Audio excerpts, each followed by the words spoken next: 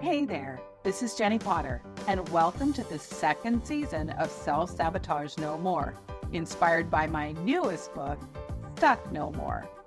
This season is all about helping you break the loop of being where you don't want to be, of breaking free from the cycle of saying, I'll do it tomorrow, only tomorrow never comes. If you're tired of feeling stuck, constantly putting off your goals, and ready to take real action towards the life you want, this podcast is for you. We'll explore practical strategies to overcome whatever loop you are stuck in and finally start achieving what you've been longing for.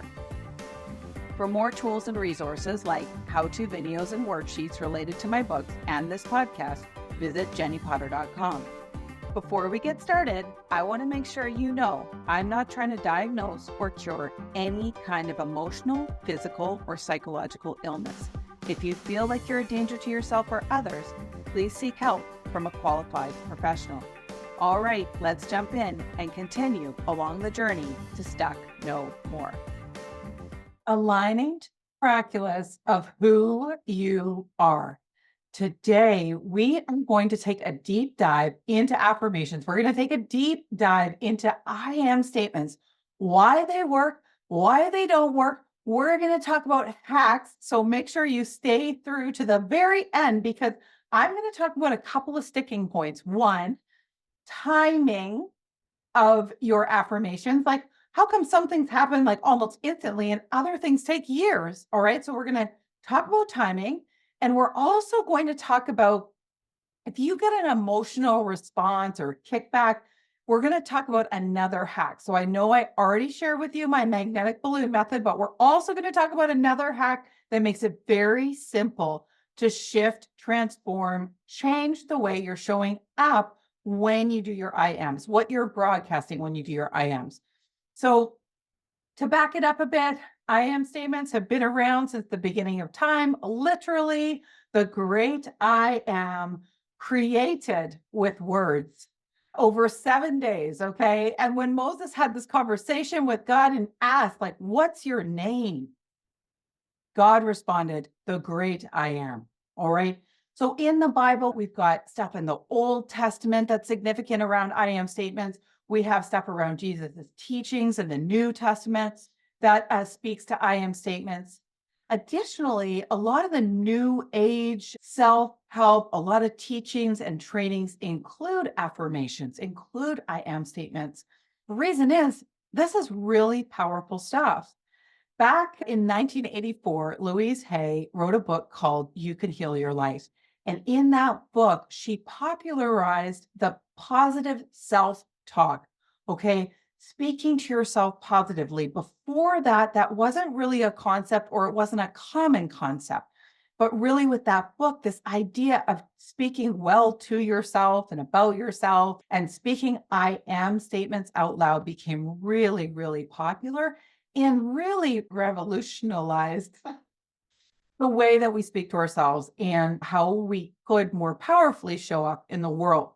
And so if you've been doing I am statements already, or you're new to I ams, again, the basics are we say them in the present. We say it as if it's already happened. So let's say you want to be a millionaire. You would say, I am a millionaire. Okay. So I am abundant. I am beautiful. Maybe you have struggle when you look in the mirror. Speaking out, I am beautiful. I love myself. I'm worthy of success. These are all beautiful I am statements. Now, I've heard that I am are two of the most powerful words in the English dictionary. And if that is true, how come some people speak out I ams and nothing comes to fruition? Like there's some I am statements that I have spoken out and almost instantly manifested what I wanted. I have also had the experience where I spoke something in the mirror for 3 years before it came to fruition. So what's the problem here? What's the problem? Why can I manifest one day and not manifest the next? Why are you speaking stuff into the mirror and it's not coming true? And the answer to that problem, the answer to that question is you. You're the problem. Actually, to be more specific, your definition of you and what you're worthy of and what's possible for you is the problem. So chances are you have an incorrect perception of what's possible for you. Now, your conscious mind might be right on track, like everything's possible, I can do anything. But the subconscious mind, it kind of gloms onto automated thoughts. It gloms onto our perceived definition of self. And it also collects proof for that definition. So if before the age of 12, you decided you're not worthy of love, or maybe your dad told you that girls don't make money, or maybe your mom told you people like us don't get ahead, or maybe, I had a friend whose mom used to drive her through rich neighborhoods and tell her, just so you know, none of these people are happy. None of these people are happy. This money doesn't bring them happiness. Now, on some level, that's probably true around money not bringing happiness. But what if your definition was money brings sadness, or money brings conflict, or money brings discomfort or divorce? So everybody has a different definition of their lives, of themselves, of how the world works. And so if you're saying an affirmation and it's triggering a response from your subconscious, you might be broadcasting something that you don't want to broadcast. For example, if you look in the mirror and say, I am a millionaire, you might get that response. Liar. No, you're not. Something like that would never happen for you. And so don't forget, at the end, we're going to talk about these sticking points, and I'm going to give you a couple of hacks to address them. I had a memory when I was working through my money mindset. I had this memory of my dad asking me, I was quite little. I remember looking up at him and I was holding his hand. And he said, Jennie, what would you like in the world? Like when you're grown up, what's your dream? And I said, well, Dad, I want a beautiful big blue house. I want to overlook the ocean. I want like a big, big property with lots of trees lining the driveway. I want a balcony that overlooks the ocean that I can, look out at. And I just painted this beautiful picture. And my dad looked down at me when I was finished and said, well, I guess you better marry rich. Now, my dad believed that I could do anything. He encouraged me to do all kinds of things, girl jobs, boy jobs. He was quite progressive for that time. But there was a part of him that didn't believe that women could make a lot of money. And when I told him my dream, he basically said, like, well, if you're going to do that, you better find a guy with money. At the time, I didn't know that my subconscious was storing that away. There was this belief underlying, I can't make money. Okay. And so again, my dad was super supportive, believed in me, but he had this belief, this underlying belief around what is possible for a woman, even what was possible for him. So our parents pass on what they believe is possible. We create what we believe is possible. And we're like little meaning making machines. We learn and we make meaning out of everything. The key here is we want to be in alignment with our I am statements. Okay.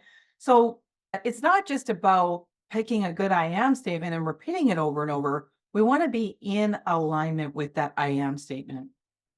And so I'm going to share with you a story because I told you that I did a whole bunch of research. I started asking all of my friends who've done very well, that are successful in all kinds of different areas, what was their favorite story where they manifested something? And by the way, I didn't have one of those friends respond to me like, oh, I never manifested anything. I just worked hard for it. Every single one of them knew exactly what I was asking and told me.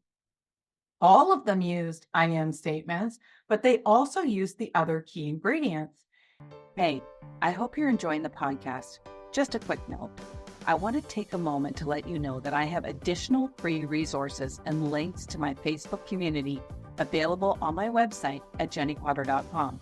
Now let's get back to getting unstuck and creating the life you're dreaming of. I want to share with you a story where I used the ingredients before I even knew what the ingredients were. You see, I wanted to be promoter of the year in my company. Now, at the time, that was kind of a lofty goal because usually promoter of the year had been with the company for years and years and had some of the largest volume in sales with the company. And I was kind of a newbie with my company. I've been with them for a few years and I did have a fast growing team, but I really was, in their eyes, a new kid on the block. But I had this goal, I had this dream. I was like, I'm going to use I am statements to get that dream. Now, there was a big check that came with this award, Promoter of the Year, a big check. But actually, it wasn't the big check that I wanted. That, don't get me wrong, that would have been exciting. But what I really wanted is when you got Promoter of the Year with this company, the owner would give you 15 minutes on stage. And that's what I really, really wanted was 15 minutes on stage. And so I had this dream to be promoter of the year and have my 15 minutes. Okay. And so I believed it was possible. In fact, I wrote my award speech. I wrote my 15-minute speech and I practiced it every single day, months before convention. Every morning, I would play my walk-on song. I would play my walk-on music. I would walk into the bathroom. I would pick up my hairbrush and I would thank the introducer for such an amazing introduction. Okay. And then I would do my speech, what I called my firekeeper speech. And my firekeeper speech, I felt like I woke up with it one day. It was from God. It was all about building your fire on a foundation. I ended up writing a devotional based on my firekeeper speech for network marketers. This was like an epic story. And I wove this story into a speech. And every day I practiced it word for word so that I could have it exactly 15 minutes long. I played that walk-on song and I declared that award into existence. Okay. So convention came and they start, doing the announcing and they're announcing the awards. And all of a sudden they announced this new award, never been awarded before. And it was called Executive of the Year. And my heart started to sink because as they were describing the person who had won this award before they said the name, I knew they were describing me. And I knew that although I was winning an award, I wasn't winning Promoter of the Year, which came with 15 minutes, which was what I had been dreaming for. So they called my name and I grabbed my husband's hand and we walked to the stage together. And as we were walking to the stage, I was literally crushed on the inside. I was so devastated because I believed 100% in my I am statements. I was declaring, singing, walk-on songing, practicing like every single day, Promoter of the Year for months. And so here I am winning this award, which if I hadn't had the other goal, I would have been so excited. I would have been blown away for getting this award. But because I had it in my head that I had already won the other award, I was devastated. In fact, my husband, and to this day we laugh about it, he had to say to me, babe, wipe that look off your face. Like, look happy. Like, I have no poker face. So there I was, like, all like upset face. And Dave had to tell me to pull it together. And so we walked to the stage, we took our award, and I smiled, did all the right things, but inside I was devastated. And I was hysterically sad for days. In fact, after that, I kind of slowed down on my affirmations. I kind of felt like maybe this stuff doesn't work. And it was kind of a quiet period for me. I kept believing that I could achieve, but I was pretty crushed. So I want to say two words here, two words that have been so powerful for me in moving through affirmations, in creating the life that I want. And that is divine time. So I didn't know what was to come. I didn't know that God was going to pick me up and place me somewhere different. So I'm actually super grateful now to this day that I didn't manifest that Promoter of the Year award, because I think if I'd won it, I wouldn't have taken the next steps that I ended up taking, which were necessary for my growth, for my becoming an author, for my becoming a coach and having my own business and like all the other things. And so without, making a long story even longer, I'll just quickly say I shifted companies for a number of reasons. I changed companies. Now, that alone was a shock to me because I thought I would be with my first company until the day I died. But we ended up shifting companies. And within 8 months of shifting to that new company, I was at an awards ceremony for the new company's convention. My team had been doing really well. I had been asked to share how we were doing so well, to train on social media. I had 30 minutes on stage. It was a dream come true. I was so content. And we're at the awards ceremony. It's the last night, and the awards are being called, and a lot of my team are being honored as like Rookie of the Year and Rising Stars and all of these cool awards. And I'm so happy. And they go to announce the last award. And I want to point out here that I had zero expectation. And they called me and Dave's name. They said, Jennie Potter, Dave Potter, Promoters of the Year. And literally handed us a giant check. And I found out later that's why they asked me to speak on stage and train for 30 minutes, was that they knew that they were going to be awarding me this.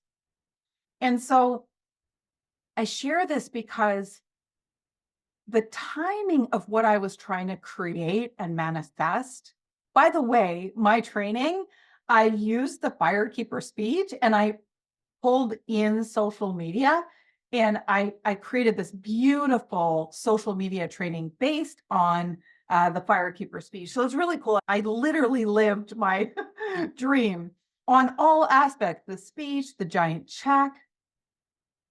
And I say this because I didn't know what was to come. I didn't know I needed to be in a different spot. I didn't know what I didn't know. And so moving forward, I always encourage people to thank God and affirm divine timing. Okay. So when it's not happening in your timing, and so this is affirmation sticking point number one, it's not happening in your timing. So when it's not happening in your timing, you can't hit the promotion you're going for, or the rank you're going for, or the dollar amount monthly you're going for, or the house you want, or the boat you want, or whatever the thing is. Maybe it's an experience, maybe it's a friendship, maybe it's a relationship, maybe it's health. Whatever it is that isn't coming, be grateful for the divine timing. I always like to say it's in the works. Okay, that chapter's already written. So we want to thank that chapter for already being written, because it already is. You can be grateful for the divine timing. And so my hack around timing is to speak out, do affirmations around divine timing. My desires come to fruition in divine timing. I feel my manifestations are divinely timed. I choose to trust the divine timing of. I appreciate the divine timing of. I declare what I manifest will happen in exactly the right timing. I envision my dreams coming to fruition in divine timing. I resonate perfectly with the timing for whatever it is I'm manifesting. I trust God has my blank perfectly timed. And so that's affirmation number one around divine timing. Do affirmations around the timing of whatever it is you're manifesting. I also want to touch on one thing before I share the other affirmation, and that is Rejection is protection. Okay. Sometimes things don't happen because something bigger and better is coming. And usually it's exponentially better. So, for example, with the award that I received, it was exponentially better. I got 30 minutes instead of 15. I was able to plan for it. I got the big check on the stage. There's so many things that happened that were so much better.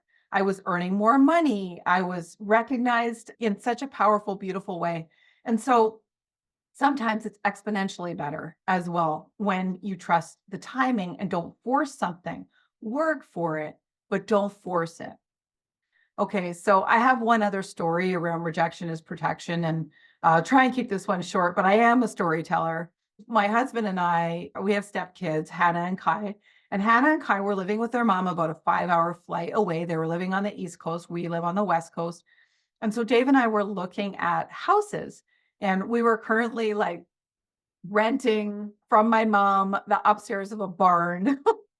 It was like this loft area, and it was kind of perfect and it was very inexpensive, but we wanted a house of our own and we wanted something that the kids would love. In fact, our dream scenario was that we would have a house that had a workshop that had enough room for our gym equipment. My husband currently had the bottom of the barn like completely full of gym equipment. And we wanted 4 bedrooms. So I had an office, we had a bedroom, and then the kids each had a bedroom. And, we wanted it to be on a nice property, like simple, easy, but those were like on our wish list. Okay. Workshop, room for the gym equipment, which would be like an extra 1,000 square feet, and 4 bedrooms. So we found this house. We found this house about 45 minutes north of where we were living. Okay. And it was 3 bedrooms and it was so beautiful. No workshop, no room for the gym. But we figured, like, okay, well, we could probably build like a shop one day. We'll save up for a shop and we'll like make sure there's a gym area and an extra bedroom or office area and a workshop, right? But it wasn't really everything on our list, but it was really a beautiful home. And so we went to get the mortgage and we got declined. And we were kind of shocked that we got declined because there was no reason why we should be declined. It was sort of weird. And the mortgage broker was very rude to us. Like, she wasn't willing to try any other banks. She was kind of mean and it hurt our feelings. We were kind of like, "Ooh," like, okay, well, maybe we should just stay renting. And so we did. And that summer, the kids came to visit us. And Hannah said, I want to live with you guys. And we were so excited, and she'd been asking for a few years. And finally, like, everything came into alignment for her to spend time with us and live with us. And so her mom said, yes, everything was good. And she said, the only thing is, I don't really want to live in Courtney. We were living in Courtney, and the town that she wanted to live in was an hour south of where we were living. And actually, my husband was getting so much work in that town because he grew up there. And so we'd already been kind of eyeballing it. And so we went the next day and looked at properties in that town. We were in a position to because we got declined on the house that was at 45 minutes north of where we were living. And we found a beautiful house. It had 5 bedrooms, 1,000 square feet for the gym. It had a workshop. It had tons of parking. It had my office perfect. Hannah had her own bathroom. Like, it had all of the things. It ticked all of the boxes. And it was exponentially better and half the price of the other house we had looked at. And so we just, sometimes you gotta trust the divine timing. That rejection is protection is sometimes the most powerful thing to speak out. When a door closes, trust that an even better door is going to open. And so with that, I want to share the last affirmation block, and that is when you're speaking out things that you want to come to fruition and you get that emotional kickback. I touched on this at the beginning, so I want to make sure I close. This sticking point is one that happens to a lot of people. And so, of course, I want you to use the magnetic balloon method like all day long for all of this stuff. But a really quick hack that's faster, and if you're worried that the magnetic balloon isn't working or you don't have time to sit down and visualize everything leaving in the balloon, you can also use the trick, I wonder. So again, this is for the sticking point, affirmation sticking point, when you experience emotional kickback with I am. Okay. So your subconscious mind or your conscious mind does not like the I am statement. And so you can use I wonder. Okay. So example, I wonder what it would be like if I had millions of dollars in the bank right now. I wonder what it would be like to love myself. I wonder what it would be like to feel strong. I wonder what it would be like to write a best-selling book. Okay. So your brain is always going to search for the answer. So this is a really cool thing because you're not saying, I am strong right now, which you may have an emotional response for. You're like, I wonder what it would be like to be strong. And your brain will get curious and look for that response. So you can do that with any or all of the affirmations. So you can do it with I am, I feel, I wonder what it would feel like. I wonder what it would feel like to choose. I wonder what it would be like to have full gratitude and appreciation for. Okay. And so you can just work your way through the affirmations and use I wonder where it's applicable or where you need it. And so with that, I want to end today's episode by just telling you, keep doing your I ams, keep practicing, keep showing up for yourself. Definitely apply the 2 affirmation sticking points where you need them around divine timing and I wonder, and have an awesome day. For now, it's bye. Thanks for listening to Stuck No More with Jennie Potter. If you enjoyed this episode, please comment, rate, and leave a review wherever you listen to your podcast. That helps others find the show so they can get unstuck too. And don't forget, you can find my books, Self-Sabotage No More and Stuck No More, on Amazon, Audible, and the other book platforms. Thanks again for listening, and bye for now.